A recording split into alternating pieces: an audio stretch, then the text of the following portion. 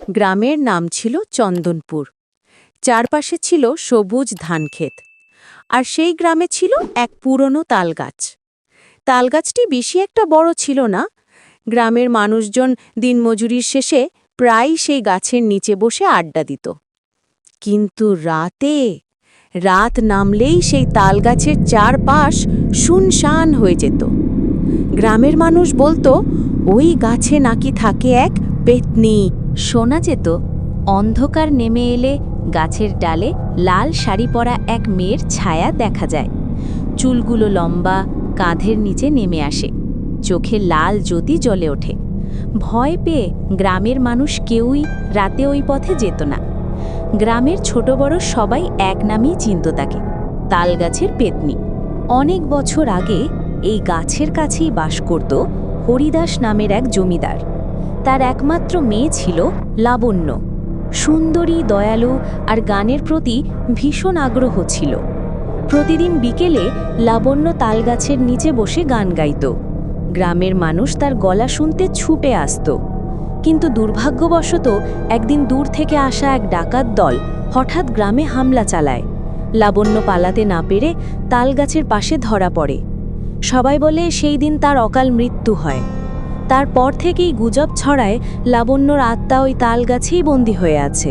দিন যায়, মাস যায়, ধীরে ধীরে মানুষের মুখে মুখে গল্পটা আরও ভয়ঙ্কর রূপ নেয়। কেউ বলে রাতে তালগাছের ডালে ঝুলে থাকা চুল নাড়তে নাড়তে সে হেসে ওঠে। ফলে গ্রামের মানুষ ওই গাছের ফল পর্যন্ত ছুঁতে সাহস করত না। এমনকি পাশের স্কুলের বাচ্চারাও ওদিকে যেত না। তাদের মধ্যে সবথেকে বেশি ভয় পেত রাহুল নামে এক কিশোর। প্রতিদিন স্কুলে যাওয়ার পথে দূর থেকে তালগাছটা দেখতে দেখতে যেত। তবে গ্রামের সবাই ভীত হলেও এক যুবক ছিল অন্যরকম। নাম তার অরিন্দম। সে কলেজে পড়তো শহরে। ছুটির দিনে গ্রামে এলে এসব গল্প শুনে হেসে উড়িয়ে দিত। পেতনি? এই সব মানুষের বানানো গল্প। রাতের বাতাসে তালগাছ দুললেই তোমরা ভূতের আওয়াজ শুনতে পাও। গ্রামের বয়স্করা তাকে বোঝানোর চেষ্টা করলেও সে শুনত না। বরং একদিন ঠিক করল রাতেই গিয়ে প্রমাণ করবে যে গাছে কোনো পেতনি নেই। রাতের ঘটনা। এক চাঁদহীন অন্ধকার রাত। চারপাশে ঝিঁঝি পোকার শব্দ, দূরে শিয়ালের ডাক।